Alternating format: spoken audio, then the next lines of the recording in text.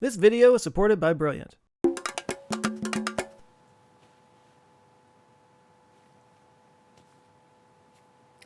Imagine you're Richard Nixon. Before all the scandals, you've just come into the office, it's January 1969, and NASA spent the last decade working toward the goal of putting men on the moon. It's a hugely popular project, and it was spearheaded by your predecessor, who made it his mission to carry out the wishes of his predecessor, who became a beloved national hero after he was, assassinated.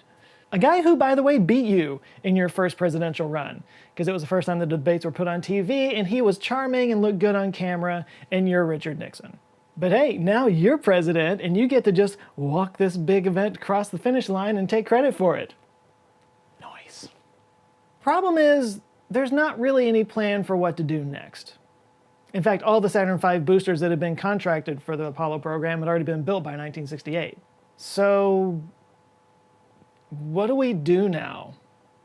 You have to find, somehow, a vision for the next step in American spaceflight that's as inspiring and galvanizing as landing on the moon. And you've got to get this right, or else your legacy will be tainted, and the last thing that you want, Mr. Nixon, is for your legacy to be tainted. This must have weighed very heavily on the actual Richard Nixon, because one of the very first things he did in office was to appoint a space task group headed up by his VP, Spiro Agnew. This team of scientists, engineers, and bureaucrats got in a room and put together a bold, ambitious plan for the 70s and 80s that would shape the future of the space program. It didn't actually happen. But what if it had? Today, let's take a look at that plan, what went wrong, and imagine a future that might have been. When John F. Kennedy announced that the United States was going to go to the moon, it was pretty much a shock to everyone. I mean, we had just launched the first person into space, and now we're going to go to the moon? We choose to go to the moon. We choose to go to the moon. We choose to go to the moon in this decade and do the other things. Not because they are easy, but because they are hard. In fact, I think we have some footage of their reaction. What? Not because they are easy, but because they are hard. What happened?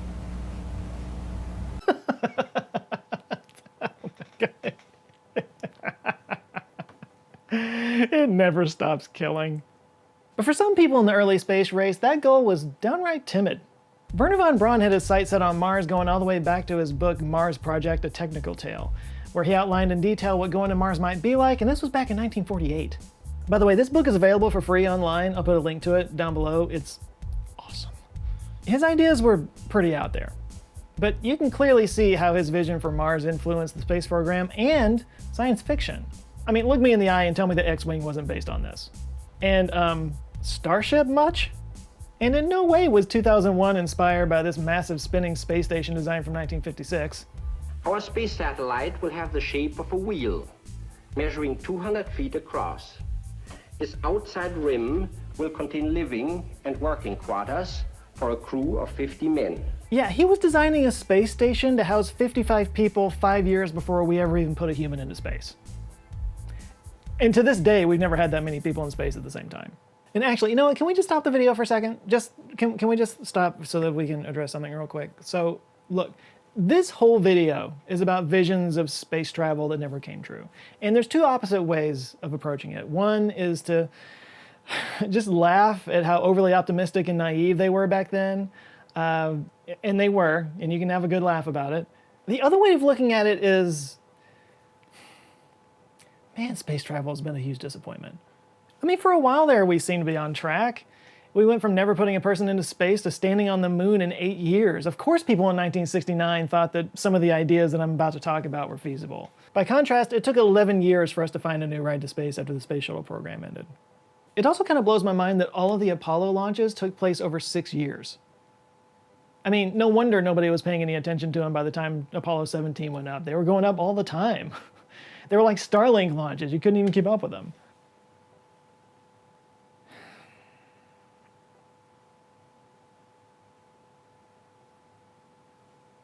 The point is, there's two different ways of looking at this, and I'll be honest, I kind of agree with both on some level.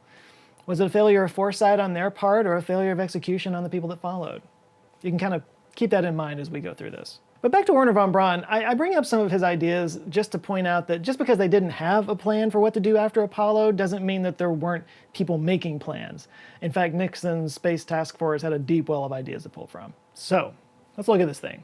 So first of all, they go on for like 5 pages here on basically setting up the parameters for this plan, kind of creating a framework for the purposes and objectives, and a bunch of bureaucrat speak. I'll link this down below if you want to look at it and read the whole thing. It's not that long, but the meat and potatoes is in the section 3, goals and objectives. So the first thing they do, again, after reiterating the importance of creating a vision for the future and everything, is they promote what they call a balanced approach.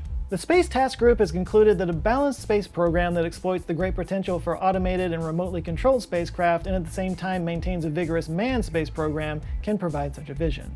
So yeah, right away they stress the importance of both manned and unmanned space exploration, which is probably important because, you know, they're talking mostly about what they're going to follow up Apollo with, which was a manned program, and they wanted to make sure that unmanned exploration wasn't left on the side of the road. So I'm just going to get this out of the way. It is more appropriate today to use the word crewed instead of manned for obvious reasons, but back in 1969 they used the term manned, so that's what they used in this report. So instead of switching back and forth, I'm just going to use the term that they used. And of course right now there are 2 different types of people in the comments, the ones that are pissed at me for even acknowledging this is a problem, and the ones that are pissed at me for using the word manned in the first place. So go internet. All right, so now that they've established the need for balance, they talk about the need for an overriding ambitious objective, something as powerful as landing on the moon. Yep, they wanted to go to Mars. Actually, they wanted to set as a long-term goal planetary exploration, and Mars was the first step in that direction. The task group believes that manned exploration of the planets is the most challenging and most comprehensive of the many long-range goals available to the nation at this time, with manned exploration of Mars as the next step toward this goal. They went on to explain that they chose Mars because it's the most Earth-like, it's fairly close in proximity to the Earth, and it has the highest probability of supporting extraterrestrial life. We now know that's not true, but they didn't know that back then. They felt that a mission to Mars would be a galvanizing force to the public to get behind. It's simple and easy to understand, and hey, landing on the moon worked. Why wouldn't landing on Mars? But they also thought that it would be helpful as a way to sort of focus the scientific development. In a technical sense, landing on Mars would act to focus a wide range of precursor activities and would be reflected in many decisions, large and small, where potential future applicability to long-lived manned planetary systems design will have relevance. They also detail some of the advancements that would need to be achieved in order to get there. There are many precursor activities that will be required before a manned Mars mission is attempted, such as detailed study of biomedical aspects, both physiological and psychological, of flights lasting 500 to 600 days, unmanned reconnaissance of the planets, creation of highly reliable life support systems, power supplies, and propulsion capability adequate for the rigors of such a voyage, and reliable enough to support man. So all of this is ambitious, but maybe the most ambitious thing about this whole plan was their timeline. Like, how fast did they think that we'd be able to land on Mars? Well, here's a hint. The time that they expected we would get there, Kim Carnes' song Betty Davis Eyes was #1 on the Billboard's Hot 100. And for the Gen Zers out there, 1981. They wanted to get to Mars by 1981. And the Billboard Hot 100, you know what, never mind. They wrote, NASA has outlined plans that would include a manned Mars mission in 1981 with a development decision on a Mars excursion module in fiscal year 1974. So yeah, they were expecting to have a Mars lander designed and ready for production in just 5 years. And this was supposed to just be the beginning of our interplanetary travel. I mean, if they were expecting us to land on Mars by 1981, I can't help but wonder like what they were going to follow that with. I mean, Venus, Jupiter's moons, Titan. I mean, I can't even imagine where they thought we would be in 2022. Anyway, now that they have this overarching goal of landing on Mars, they outlined a handful of program objectives, and I'll just give a quick rundown here. The first is application of space technology to the direct benefit of mankind, and that includes air and ocean traffic control, worldwide navigation systems, environmental monitoring and prediction, Earth resource study, and communications. So yeah, they're talking about how these capabilities would benefit people all over the world, and yeah, we have those things now. And I would argue the world is a much better place because of it. So yeah, that's one prediction they definitely got right. The second is operation of military space systems to enhance national defense. And they talk under this one about how it's important that the US dominates space because that's the only way to ensure peace throughout the entire world. Because obviously. The third program objective is exploration of the solar system and beyond. Now, this is dipping a wee bit into the whole balanced approach that I was talking about earlier with manned and unmanned missions. So they divide this section into 3 elements. Planetary exploration, unmanned planetary exploration missions continuing throughout the decade for both science returns and, in the case of Mars and Venus, its precursors to later manned missions. So that's actually interesting. They did tease a little bit there that they were thinking of maybe going on a manned mission to Venus. Maybe as a bit of a flyby, or maybe using an upper atmosphere floating lab kind of thing. The program should include progressively more sophisticated missions to the near planets, as well as multiple planet flyby missions to the outer planets, taking advantage of a favorable relative positions of the outer planets in the late 1970s. So if that's not ringing a bell, that is what they called the Grand Tour of the Solar System, that they proposed when they saw that there was going to be this rare alignment of the planets. This would later become the Voyager missions. Early missions to the asteroid belt and to the vicinity of a comet should be planned. Again, things we've done. The next element is astronomy, physics, and the Earth and life sciences. Here they basically advocate for space telescopes, which we've done plenty of by now. And the last element is lunar exploration. So no, they didn't forget about the moon. All that we're talking about here is stuff outside of the obvious fact that we were going to continue going to the moon. Duh. So they proposed expanded mobility on the moon's surface and the establishment of lunar bases and a lunar space station, which we're starting to talk about again. But it's the fourth program objective where things start to get real saucy. This is called development of new capabilities for operating in space. All right, so right off the bat, they address the biggest Achilles heel with the Apollo program. Exploration and exploitation of space is costly with our current generation of expendable launch vehicles and spacecraft systems. This is particularly true for the manned flight program. So yeah, it turns out that when only this part ever even comes back to Earth, and even that one is not reusable in any way, it's not very efficient. So with that in mind, they set 3 parameters for their plans: commonality, reusability, and economy. Commonality meaning using only a few major systems for a wide variety of missions. Reusability obviously means being able to use the same systems multiple times. And economy, not necessarily in terms of cost, but in terms of how many throwaway elements are in the missions. So, their plan to get us to Mars by 1981 while conforming to these principles look like this.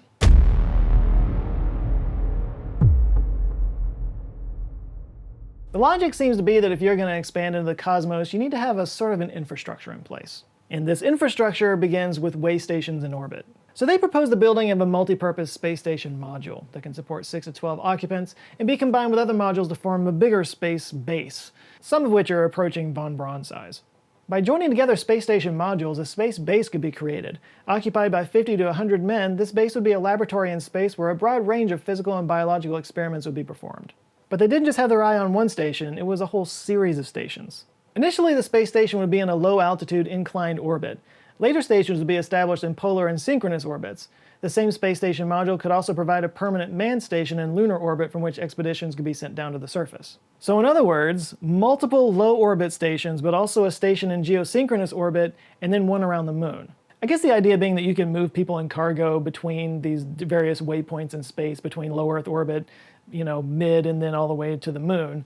And as this report suggests, from there into the outer solar system. As it says, finally, the space station module would be the prototype of a mission module for manned expeditions to the planets. Because obviously moving between the planets would take years of travel and probably would need something the size of a space station. So yeah, they envision this entire infrastructure going from the Earth's surface to the lunar surface and beyond. But how do you transport all this stuff between these stations?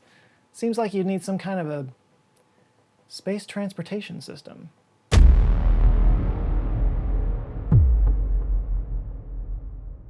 So for many of you, the term space transportation system probably sounds familiar. And that's because that was the official name of the space shuttle. This is why all the shuttle launches had the prefix STS in their name, because that stood for Space Transportation System. But in this Space Task Force plan, the shuttle was just one part of this whole system of vehicles designed to, quote, carry passengers, supplies, rocket fuel, other spacecraft, equipment, or additional rocket stages to and from orbit on a routine aircraft-like basis. So when Elon Musk talks about how we need to make space travel as routine as air travel, well, he's not the first person to say that. The report described the shuttle component as a reusable, chemically fueled shuttle operating between the surface of the Earth and low Earth orbit in airline-type mode. So this was the part of the system that got things off of the surface of the Earth and into orbit. And then once it was up there, they proposed a different craft to sort of move things around. A chemically fueled, reusable space tug or vehicle for moving men and equipment to different Earth orbits. This same tug could also be used as a transfer vehicle between lunar orbit base and the lunar surface. So yeah, this is kind of like a shuttle that never has to launch off the ground or pass through the atmosphere, so it was designed more like a giant can. You could probably see a similar design in the Cygnus cargo spacecraft from Northrop Grumman. And there was a third component of this system, though it does sound a bit like a variation on that tug idea I just talked about, but this one's nuclear powered. a reusable nuclear stage for transporting men's spacecraft and supplies between Earth orbit and lunar orbit, and between low Earth orbit and geosynchronous orbit for other deep space activities. So this was based on the Nerva engine, which is a really interesting topic that probably deserves a video of its own. But this was heavily in development at the time, and to many, this was the future of spaceflight, especially deep space. So Nerva stands for Nuclear Engine for Rocket Vehicle Application, and it's what's known as a thermal nuclear rocket. Basically, it used a nuclear reactor to heat liquid hydrogen, and then it caused that liquid hydrogen to expand, go flying out the flamey end, and push the craft forward. It has several advantages over chemical rockets. For one, the liquid hydrogen is a lower molecular mass than oxygen and CO2, which is what comes out at the end of most chemical rockets, and this gives it more kinetic energy per unit of mass. In other words, it gets 3 to 4.5 times higher specific impulse than traditional chemical rockets. And you can think of them kind of like ion engines. You know, they're not powerful enough to actually launch something off the ground, but once in space, they can burn for way longer, giving it more time to accelerate and eventually reach much higher speeds. So nuclear rockets like the Nerva engine are especially good for long distance and deep space travel, in theory. I have to say in theory, because it never flew. There were lots of tests done, and it was determined to be ready to be put into a vehicle, but it was canceled in 1973. But with the overriding goal of getting people to Mars, it made sense that they would prioritize this because it would cut the length of the trip down to maybe 3 or 4 months. But like I said, it deserves a video of its own because there were lots of different engineering challenges around it and ultimately became a funding issue. But to this day, there haven't been any thermonuclear vehicles launched by anybody, although there are some private companies that are working on it again. Anyway, back to the task force report. The rest of the report basically focused on international cooperation and budget. And there was definitely a budget. These were ambitious goals that would require ambitious spending. The task force wanted $6 billion, which was actually more than they ever were spending under Apollo. The 1969 budget for NASA was just over $4.25 billion, or 2.31% of GDP. But remember, all the vehicle construction was done at that point. It had peaked in 1966 at $5.9 billion, or 4.41% of GDP. So it wasn't unheard of. You know, when the US was pushing toward Kennedy's big goal of landing on the moon, they gave NASA somewhat similar amounts of money. Now we had this bold plan for an entire space infrastructure, including moon bases and trips to Mars. Surely that would be worthy of this kind of investment, right? Turns out, no. Yes, Nixon had inherited the space program at the top of its game, but he also had inherited the Vietnam War and a financial downturn on top of that. So he was a fiscal conservative, and so no, he was not going to give NASA more money than they'd ever gotten before. Instead, NASA's funding went down. By 1975, it was getting less than 1% of the GDP. And in 2020, it was 0.48%. So various parts of the plan got stripped away, and the big, bold vision just kind of got lost to time. But that doesn't mean that it was a total bust. The space transportation system became the space shuttle, which, while it had its problems, is one of the most successful space vehicles of all time. And we didn't get a whole bunch of space stations, but the space station idea stuck around and eventually became Space Station Freedom in the 80s and eventually the ISS in the 90s. They proposed landing on comets, and we did that. They proposed sending probes to the asteroid belt. We did that. They proposed a grand tour of the solar system. We did that. Twice. They proposed moon bases and landing people on Mars. We're working on it. What I find interesting about this period of space history is actually how many things they kind of nailed. You know, I mean, sure, their ideas were wildly ambitious, but the principles they espoused, the core tenets of reusability and whatnot, those are more relevant today than ever before. And we kind of are inching closer to their big vision. It's frustratingly slow, but maybe we're getting there. But what if they had gotten their way? What if in some utopian alternate history they had spent the money on this program instead of spending $10 billion a year on Vietnam? What would that have looked like? Where would we be today? First of all, if any studio heads are watching, I think this would make an excellent premise for a movie or a series. Just saying. I mean, if we landed on Mars in the early 80s and continued at that same level of progress, we could have a small city on there by now, or at least a large base. And we may have traveled beyond that in the solar system, maybe done a crude flyby of Venus, maybe asteroid mining might be more of a thing by now. Might be starting to dip a little bit into the expanse territory here. We definitely would have a large presence on the moon by now, maybe even a mature moon mining program at this point. Or it's entirely possible that the whole thing would blow up in our face and wind up bankrupting the whole country. Although, it's also possible that the opposite is true. Some studies have suggested that for every $1 spent on the Apollo program, $8 was made in terms of innovation, technology, and job creation. In fact, that's the part of this equation that I think is really interesting. You know, what if we had continued with the space program with Apollo levels up to today? Like, what would technology look like? And how many new companies and jobs would have been created by that? There's also the question of how a program like this would have inspired more people to go into science fields. Apparently there was a massive spike in PhDs after we landed on the moon, so who knows what kind of innovations and accelerated progress we might have seen. In fact, my writer Cooper took that whole $8 for every dollar spent metric and looked at like what it would look like if we had continued spending and funding NASA at the same levels as Apollo, and estimated that at this point we would have added more than $94 trillion to the economy. That's an interesting thought. Wildly speculative, but an interesting thought. The fact is we don't know what would have been. A lot of the advancements needed for the Space Task Group plan to happen probably wouldn't have been solved by just throwing money at it. There's a plethora of computer advances and material advances and so on that would need to happen before this could have come together in this way. Sometimes these things happen when they're supposed to. Maybe even with all the money in the world, we'd still be about where we are today. You know, maybe this is just the natural flow of progress. Many have argued that Apollo was a total fluke. Like, we had no business being up there. Like, we were way, way ahead of ourselves to get up to the moon. Hell, I've made that argument. And I tend to agree with me. What do you guys think? You think they could have pulled this off? Would it have made the world an entirely different place? Would we be living in some crazy utopian future by now if they had? Discuss it down below.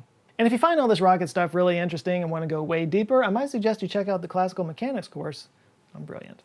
Understand the rocket equation for the first time and get an appreciation for just how difficult it is to get off the ground with the classical mechanics course, and once you're out of the atmosphere, figure out how not to come back down by learning more about how gravity works. And by the way, if you haven't checked out Brilliant lately, it's gotten a lot more interactive, so if you're one of those people that, like me, that has to sort of visualize and play with something to understand it, Brilliant's got you covered. This just makes it easier to understand the core concepts in the fundamental courses, which set you up for success in the more advanced courses later on. Next thing you know, you've got like supervillain knowledge, and that's when the real fun begins. Plus, they make it easy to make learning a habit, so you can do it on your mobile device and even offline, so whenever you're like waiting for food or something, you can bang out a problem or two. And if you want to get a taste of what I'm talking about, they have free daily brain teasers, and you can do the first section of any of their courses for free, so you can get an idea of what it's all about. But if you do sign up for the premium subscription, it gives you access to all their courses, and you're one of the first 200 people to do so, you can get 20% off if you go to brilliant.org/answerswithjoe. It's just a really great way to learn things, and like I said, they've added a lot of really cool stuff, so if you haven't checked it out in a while, it might be worth another look. So anyway, brilliant.org/answerswithjoe, link is down in the description. All right, big thanks to Brilliant for supporting this video, and a huge shout out to the Answer Files on Patreon that are forming an awesome community, keeping the lights on around here, and just being totally awesome people. I can't thank them enough. I got some new names I need to murder real quick. We've got Nigel Davenport, Jonathan Hickman, David Rayleigh, Ryan Hudson, Adam Lank, KJS, Mary Fortney, Lucio, Chloe Taylor, Brian Haig, Jeff Milnarczyk, Brendiana, George Daywood, Thomas Biddycoffer, David Foster, Mo Islam, and Holy Desade, something like that. Thank you guys so much. If you'd like to join them and get early access to videos, watch me stumble around in my talking, and be part of this awesome community, I'll get this out eventually. You can go down to patreon.com/answerswithjoe. Please do like and share this video if you liked it, and if this is your first time here, there's this one, I'm gonna put it here. It says best for viewer, so whoever you are, it's best for you. So it's the best thing you're ever gonna watch, right? Or you can watch any of the others down here that have my face on them on the sidebar. And if you enjoy them and you wanna see more, I invite you to subscribe. I come back with videos every Monday. Cool beans, that's it for now. You guys go out there, have an eye-opening rest of the week, stay safe, and I'll see you next Monday. Love you guys, take care.